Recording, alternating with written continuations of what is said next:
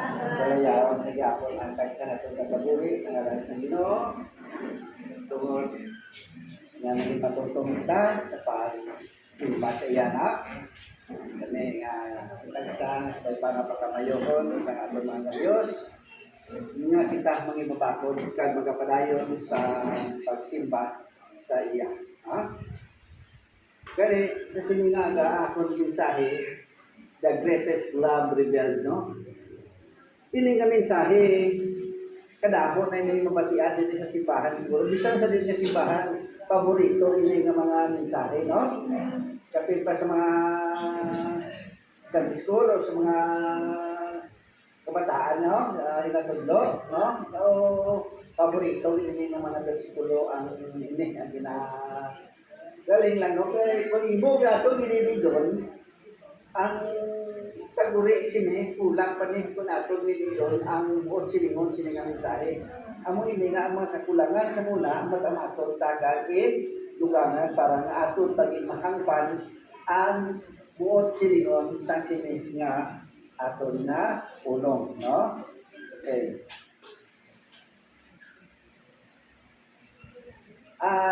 May isang plako na istorya, no? Halimbawa, sabi, no? Tandaan kita, no? Nagkalain-lain na ako kinanglanong naglaw-adlaw, no? Pero, may isa tabi nga mag-offer sa ato, masilingan ko, tayo regalo ako sa inyo.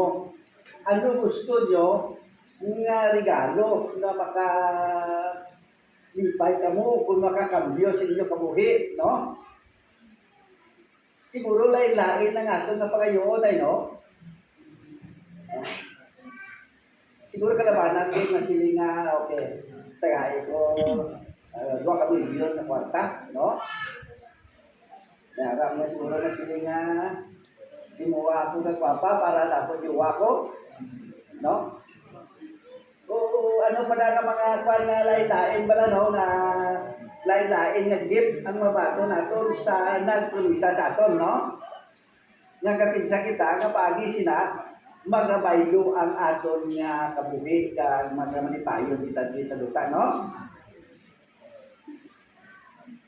Pero kinahanglan ina na regalo hindi naputos sa ating nga papel, kundi ang regalo na naputos sa gugma, no? Gugma, no? Tiyan mo ina, no? Yan sa gamay kita, madamo. O, kita sa mga nabaton ng mga regalo, no? Na kapakilala na kita palangga, no? O magakir sila sa aton. No? Tipinsaron natin kung nalipay kita nga naghatag sa aton sa regalo, nagakir gid sa aton sa dako, nga tao lang siya, ano ay hang pagid kadako ang regalo sa Diyos sa tagsa sa aton, no? Pagid kay Jesus Christ. So ano pagid no kadako ina nga regalo? Ano pagid ang pasalamatan naton? Kung nagkapasalamat kita sa mga tao nga nagahatag sa aton sang regalo, mas magpasalamat kita sa Diyos sa iyang dako nga regalo nga wala naputos sa papel kundi paagi sa tumpag, no? Okay.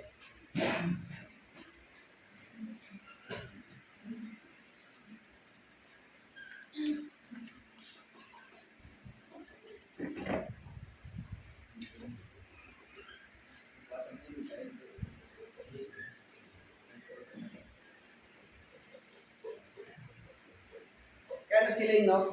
Kay ginhigugma gid sa Dios ang kalibutan, no? Ano gid bala nga gugma, no? Sa sinanga gugma, wala nagasiling nga ang Diyos naghigugma lang sa mga matarong. Wala sa magsiling nga kita lang ang palangga sa Diyos kung kita kapinsar nga matarong, kita sa iban, hindi ta magpinsar sila, no? Kag hindi ang Diyos naghigugma sa tanan lang nga mga matarong. tanda masinga iya para simpa iya matarong ko yan, no? Isa na ya, kawaktan na ya, muli, damo na bisyo, di matarong. Hindi. Tanan kita ya, yung palangga sang Diyos. Palangga mo na sila sang Diyos, no? Kay gusto sang Diyos, nga paagi sa aton, magginulso mga sa sila mga sala, na magbago sa kabuhi. Gamulat pa ang Diyos sa sina ng mga tao, na magbago sa kabuhi. No? Wala siya magsiling sa mga balaan ng kuya ng mga tao, magpalangga sa Diyos, no? Sa mga deserving na dapat palangga, okay, para simba, para hatag sa operate, para hatag tithes. Hindi na yan, no? Tanan sila magsiling kita, nga world yung lumpas ang Diyos ang kalibutan, amoy na siling nga tanan kita, nga mga katawhan na tarong kag makasasala, no? Hindi ko man ang kalibutan, bisan pa sa mga tao, nga gin-deny siya, gin-baliwala siya, no? Palangga niya gyapon ina, gin-reject siya, no? Gin-palangga gyapon ni Jesus. Amo ini ang mensahe like sini naton, message sa naton na take sa subong nga daw, no? Bisan pa sa dibildi, siya palangga ito tanan ang nagpalansang sa krus. Nagpalansang sa iya sa krus, palangga ito, no? Kaya tumunang na siling kabala, gusto sa Diyos na atong mga tao, maluwas na. Kita man siling yan. Amay ko patawara sila, kay wala silang makahibalo sa tila na ginahimo. Okay.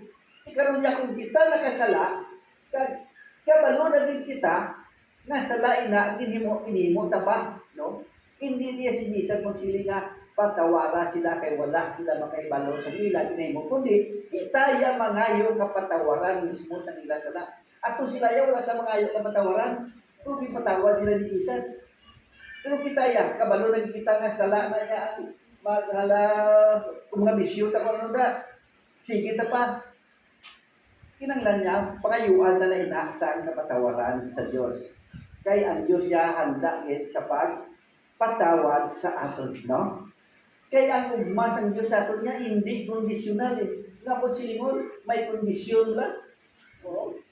Nasilingan dito palang gaon ko lang ikaw kung magbago ka sa kabuhi mo. Kaya initanan niya, ang suktanay sang aton nga mga ginahimo diri sa kalibutan, sa katapusan na iyon, ng tapusan, sa pag-abot ni Jesus, dira iya ang suktanay, hindi subod, tingbanay niya mo. Dala saka na sa mga sala na ito na, no? Amonin sado kadako sa pagigugma ni Jesus sa aton kag libre na ginhatag kay na libre wala kondisyon ang aton nang pagbago sa kabulta pagbaton ta sa iya ang wala gina, no? Gani mga utod pensar naton ano man ang aton ang imong nagligad o kung ako nagligad ano man ang kapaltahan ta kapaslawan ta tanan kita nakaupod ara kita lang sa payong sa mugma sa Ginoo, no? Okay. Kani ang John 3:16 san o ini san ano katiun ini kading hambal ni Jesus, no? Ini hambal ni Jesus san tunga sang gabi sa kagabihon sa midnight, no? Basta mo sa tabi mga alas 10, alas 12, no? Dira niya inigid hambal, sang sila nakaistoryahanay ni Nicodemus, no?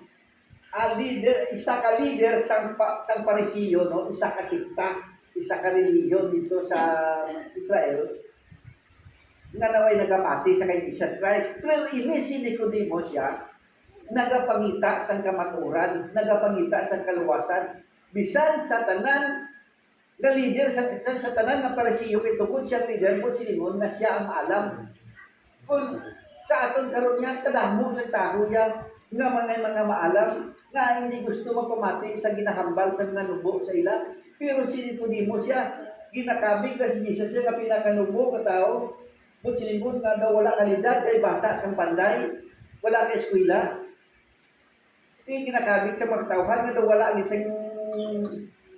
isang kasarap wala way gini pabugal sa publiko pero sinipilimo siya wala magbali sinatanan nga mga paglalitaw nila kay Jesus kay kapati si Nicodemus nga si Jesus ara kaluwasan na kay Jesus.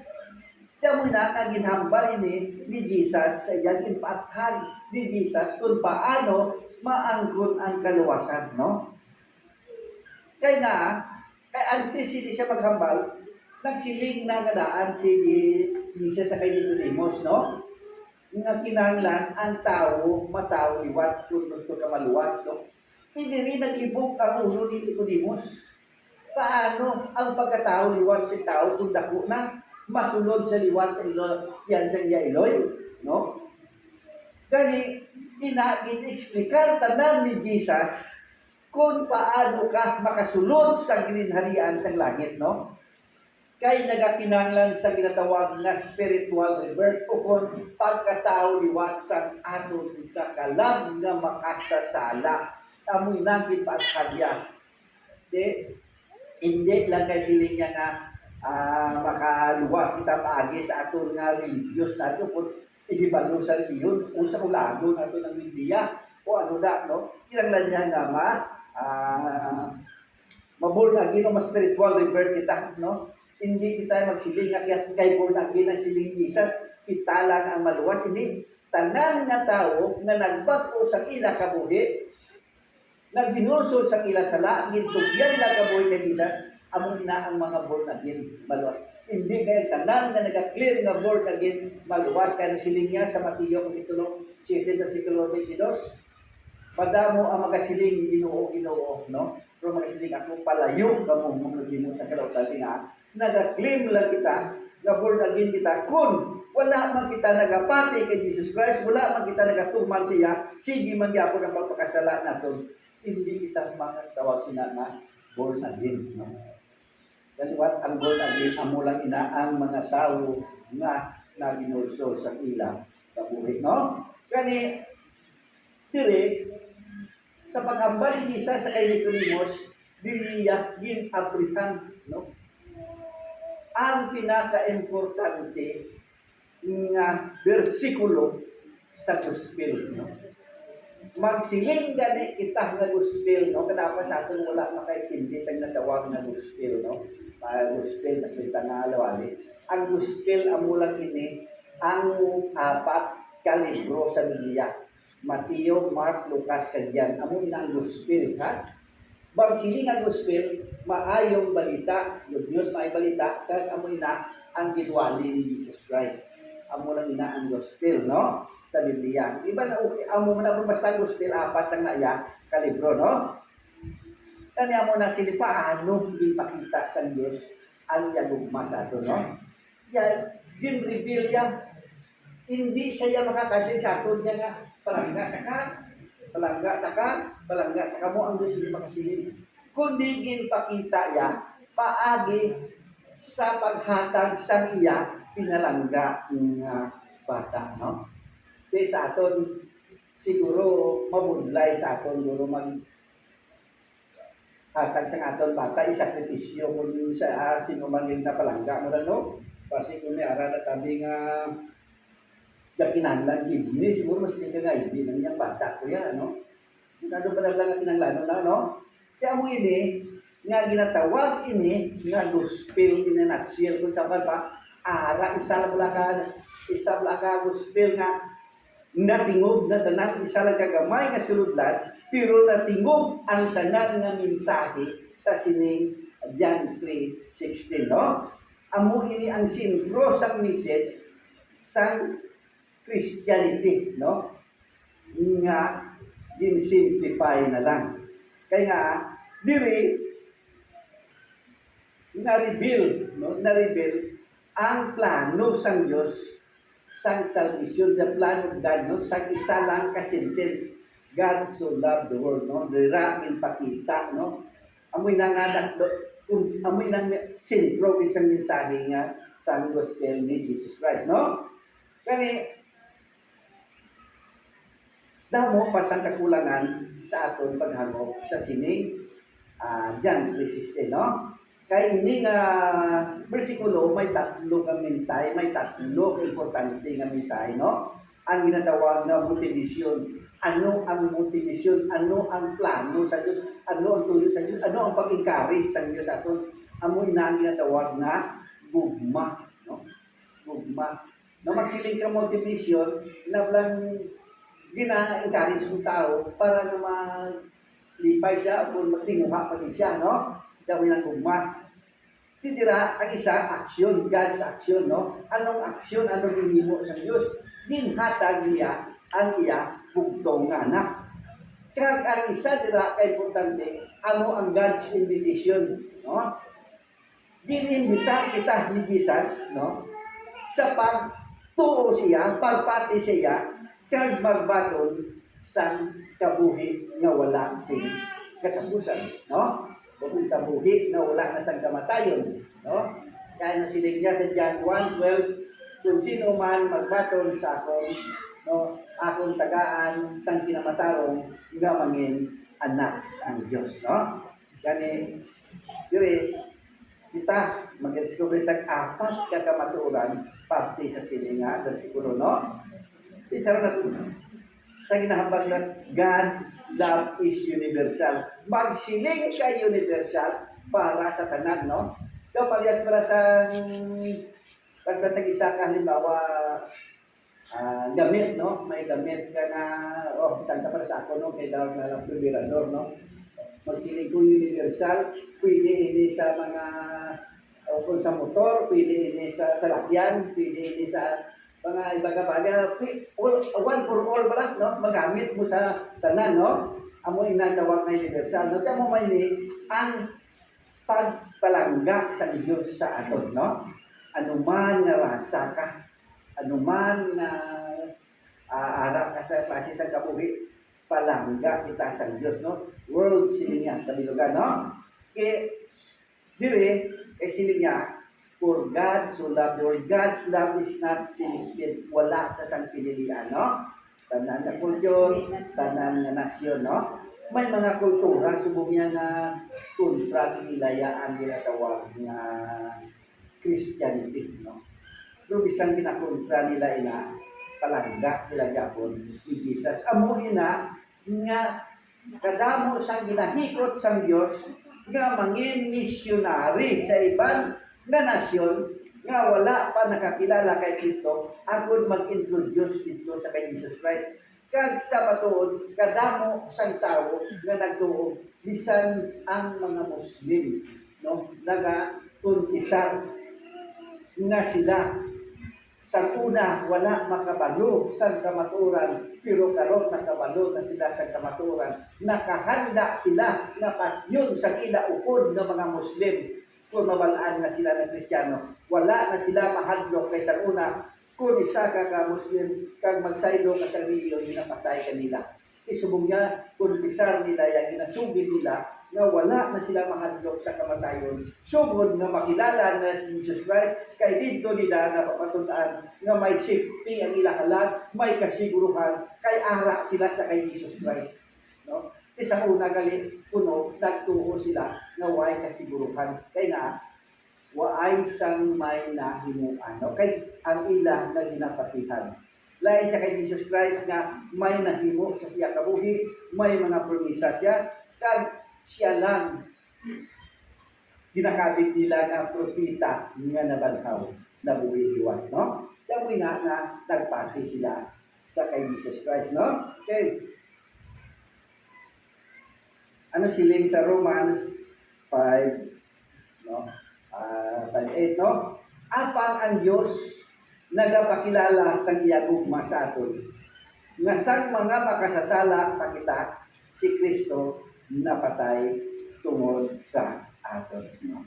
Kaya mo naga dako na ina nga gugma na may magpakamatay para sa aton. Sa aton siguro kadamo sa mga magabyan plus na manugat na magabyan, mga maisog na mga magabyan.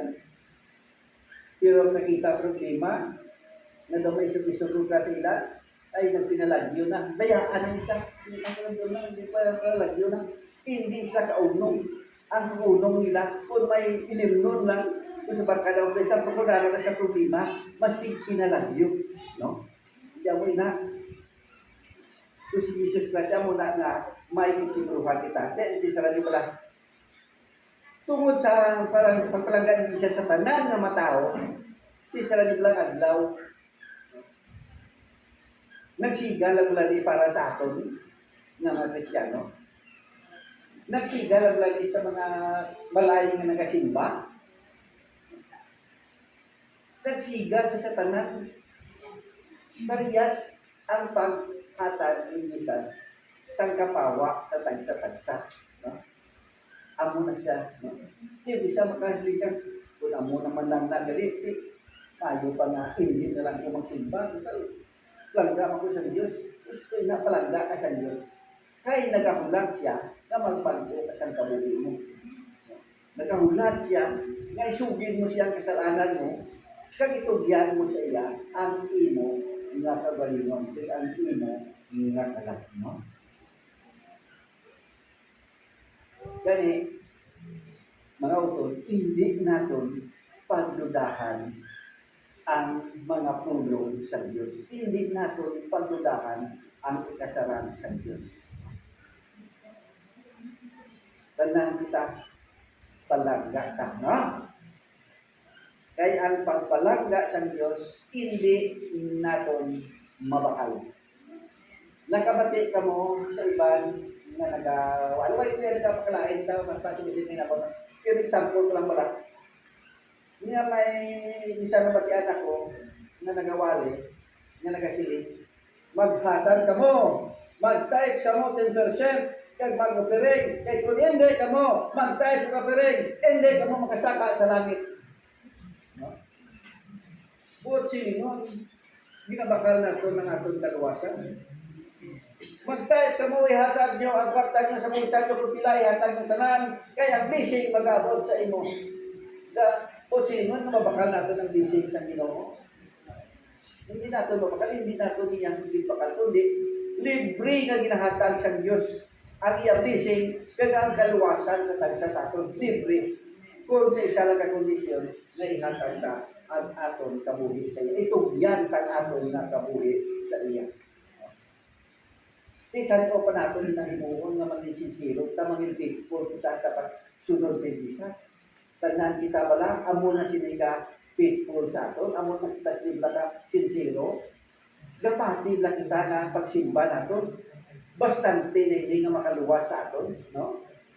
Gabay pa hindi kita mapibot sa pagsaka sa langit o magsilid sa nga wala kong kilala sa Diyos. I-deny kita ni Jesus. Ano bala ka sakit, no? Ano bala ka sakit sa kinato ka na to? I-deny ka, no? Gani, mga ulol. Padayon kita. Adlaw-adlaw pag-uhon tan aton kabuhi, no? Kay siling sang Biblia, ini na adlaw amo ang adlaw sang kaluwasan. Kung sinimon adlaw-adlaw, adlaw sang kaluwasan. Kag mahimo man nga ang adlaw ini mangin adlaw sang imo kalaglagan sa imo nga kalag. No? Pili ka lang sa duwa. Gintagaan ka sa Dios, sang choice, sang right choice kung ano ang himuon mo, no? Kani amo na nga ang regalo sa Dios sa ato na. Regalo ya amo ang iya nga anak, no? Sa sining nga bersikulo, ang sining nga bersikulo, amo ang ginhatag niya ang iya bugtong nga anak. No? Matuod nga gugma, real, gahatag. No? Kaya kung wala ka sa gugma, mabudlay ka maghatag. Bisan sa aton nga tao, no? Kitaya gahatag lang kita isa sa mga tao nga sa nagwaon kita, sa tao nga nanamian kita, no? Sa mga tao nga close sa aton, no? Dira lang kita nagahatag. Silipin kita sa aton nga ginahatag, no? Pero ang Diyos niya silip mo, hindi niya silipin, no? Hindi niya casual offering, no? O simple nga offering. Yan yung hatag sa aton, no? Yung offer niya para sa aton. Kung kita yan, na-offer kita sa aton time, kada linggo sa pagsimba, nag-offer kita sa ara kita, nagtidag kita, nag-offer kita para sa Ginoo. Pero ang Diyos yan, no? Pinakamahal na offering ang iya ginhatag sa iya. Ano ba sila no? Sa sini ginpahayag sa aton ang gugma sa Dios. Pagod nga ginpadala sa Dios sa kalibutan ang iya bugtong nga ginpanganak nga anak agud na magkabuhi kita paagi sa iya. No? Kinsaran nila halimbawa no? May isa ka bata, no? May isa ka nanay, ang ginikanan, naging hatag iya ka bata, no? Ang iya ang nagkabuhi sa iya na bata para sila, no? Halimbawa, dati na nila ito isa sa kidney, watay, transplant, masiringan, ari ang akong bata, ari ang akong bata. Nahatag ko siya para maluwas lang ang inyong bata, no? Siguro, hindi siguro pati no, siguro ang social media, siguro, amo lang talaga na lantaw, pilting pagdayaw sa tao sino, na binatag mo kung sumana. No? Pero sa Diyos, mutla mo kung nakapost ka sa social media, nga nagpasalamat ganun, salamat ito sa inumugtong anak, no? Na binhatag mo sa ako. O kung nakapangamuyo ka man, nagpasalamat, Lord, salamat sa dakmo mo nga gugma sa ako. Nga ang imo bata, ang imo anak, napatay para sa ako. Pero kung sa tao, patamo, pirti na yun, no? Pirti ang pasang tao yan. Ang impact sa natabo. Sa rin na lugar, ang labot, bilog na kalimutan niya. Within 2 seconds siya, kung i-post mo sa Facebook o limos na nanay na nagkakag sa kapuli sa iya anak, within 2 seconds, at na sa bilog ng kalimutan na laktarin ng ang mensahe. Pero sa Diyos yan, wala kita nakahatag, wala kita yung makasinggitan, wala kita yung istorya sa iban, no? Bukod ako, isang Diyos sa Diyos sa ako, no? Mas iba na api, ang makuhatag niya na bata. Pero pa sa itong nanay ko, hindi itong nanay mo, tumalagsa ako ng nanay mo. Bata, ano ba na siya ng nanay naman? Bata, hatag ito na patay para mabuhay iba na bata. Siguro may istorya, siguro pinakamulan, hindi pa manula. No? Amoy na, no? Pero sa Diyos, mabudlay kita mag-istorya sa Diyos. Mabudlay kita mag-istorya sa kabatian natin sa simbahan para sa Diyos. Mabudlay kita mag-istorya sa iba't sinabasahan natin. Kung sa newtay na mabasahan natin sa Facebook, sa newtay na balita na batian natin, dako na dahil, galapta na dahil. Fake, kung hindi fake, lapta yapon. Pero sa Biblia sa Diyos na original, hindi fake yan. Hindi maglapta, kabudlay palaktahon. No? Dapat natin, ikutso-kutso pirmi ang pagpalangga sa Diyos sa aton para lang sa aton nga kaluwasan.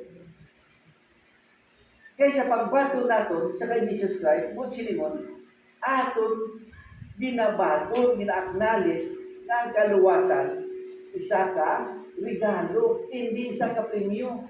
Hindi niya premyo sa aton na para simba. Kaya hindi na silingin na, premyo ka na si mo ang kaluwasan na si mo. Kaya nga, para simba ka, no? Tutog ka, no? Kundi isa ina ka regalo sa aton, no? Kaya amang silila nga, ang matuod na gugma, no? Naga-involve sa natawag na sacrifice, no? Si Pabla naman na ginikanan, no? Kadamot siyang ginikanan, na gusto nila mag-ayo ang pagabuhin sa nila bata sa pilakadlaw. Nagasakripisyo, tuno-tuno trabaho, para lang mapiswilang bata nila. Kaya sila nila, hindi sila gusto na kung anong maabtan, anong nagyan nila, magyan masang bata nila. Amoy na nabisan sila, hindi halusun makakaon, wala nagasudan, pero nagatimuha sa pagpaeskwila sa idang na mga kabataan. Pero, may mga kabataan na nagkalakwat sa lang kung sika ng wakta nanay nila, tatay nila, kag may ara man nga hindi kalumlum. Kag may ara man nga kabataan nga sa paggraduasyon nila, bisan buwis na yung bayo sa tatay na nanay nila, dinapresentar sa mga tao. Ini ang ako na talikitanan. No? Amoy na gusto nga bata, pero may bata yan, nay, hindi nagkabuti dito na lang sa likod doon. Kahulya makita sa mga tao. Amo mo sila, no? Hindi na yan. Ang matuod yan, no? Ginapresentar, araman niya nga bata na tungod din sila kanto nila amay, kasi sila mismo ang mga kanahulya naman, pag-graduate, nagkuyang pagpakat ko sa tamunan, kaya amay nalihatag, kanya ito nga limot, yan na may dalian, no? Sinukano ka namin kami sa road. Isa ka na ko ka sakripisyo sa amay, no? Bisa na haw-haw na karbaw, inuligyan pa, para lang may tibay sa tisyo. Pero ang iban, lain pa din sa ano, nung ako dapat sila isyo sa ginikanan, no? Nasili mo lang, ihatag sa ginikanan ang tanan. Ang sa problema, ang nanay, ang tatay, kung may pulo ka bata, mapakaon nila. Pero kung isa magtigulan ng nanay kag tatay ang pulo ka bata, halos makapakaon sa ilang ng ginikanan. Masakit na bagsagon. No? Halos sakit. Pulo ka bata, kay na pinatuldanay na. Kapin pa, no? Kung wala sa'y may makita ng manggan. Pero kung may palalong lion gani, willing ang isa. Hindi lang si tatay, hindi lang si nanay, may plagda ko na siya. Pero kung wala, hindi na kilala. Mangayo ko kwarta ka rin. Nay, si Kwan, nanay ko, nanay ko na iyo ah. Kaya wala ka lang, alam kami subong. No? Pero sa wala kwarta, isang may pamilya na tayo, nay, lumimak ni, napasakit ang bata ko tayo, lang alam ko, sildo na mo, wala rin tayo, po si tatay, no? Isa na ako mapinisyon, kaya pinida pang tangan ka tinuwi para may padala dito. Pag-abot gutom ang tatay ng nanay, wala na si kanon, wala na si kaunon. Pagkakita dati, wala na siya makaligo. Pero ang tatay, wala nag-aakit sa piyana. Amo man sina ang aton nga mahal na Diyos. Wala man siya maakit sa aton kung anong ginahimo niya. Pero, amo na silita na, sa katapusan nga tiyon, dito na magsinuklanay. Dito na magsinukbanay. No? Kaya sa kasiling ko, permi, si Jesus, wala, hindi amo ang nagpadala sa aton, hindi nagpadala sa tao sa impyerno, kundi ang sala na ara sa iya, amo ang nagtoy-toy siya patulong sa impyerno. No? Gani sino-sinong hindi gusto magkanto sa impyerno? Ha? Wala yet.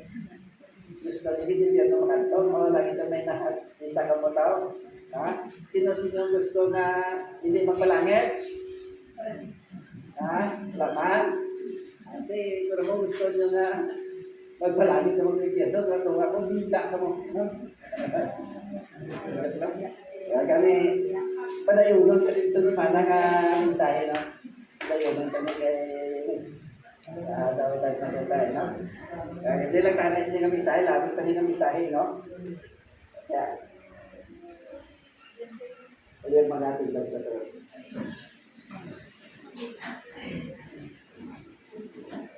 Namay na mangyari sa langit pagi pinagod ko na naman sa Lord, salamat sa Diyos. Lord, hindi na makatawhan, Lord. Sila pinanglan sa kaluwasan. Sila pinanglan, Lord, sa kaluwasan sa inyo, Lord. Sila pinanglan sa imo ng gugma, Lord. Kaya ni kabay pa, Lord. Nang gugma, mustag sa mga padayon, Lord.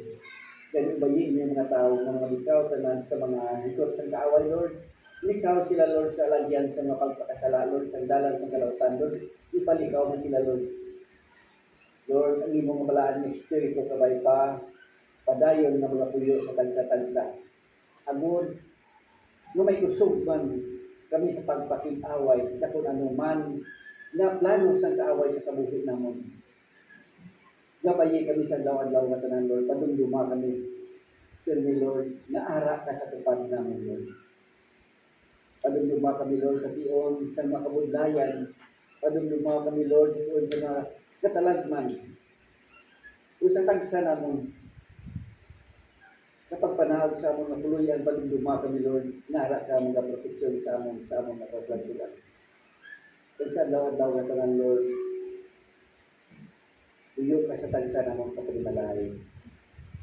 Gagabay pa, nihatag mo ang paghidait sa gugma sa tagsa kapalimalay. At salamat. Pinatugyan ang mong sinundanan. Gani, sabay pa, mabilisunan mong tagsa-tagsa sa akin. Pagkakot ko lang kaya, salamatan, bagay YouTube ko anak ng Kristo. Doon tapos ako sa Lisurdes, pauli ko na tanan dala ko ng kamayo halin sa ating Diyos na may Diyos na nasa Diyos ng Espiritu sa ito. Ang tanan ng Espiritu.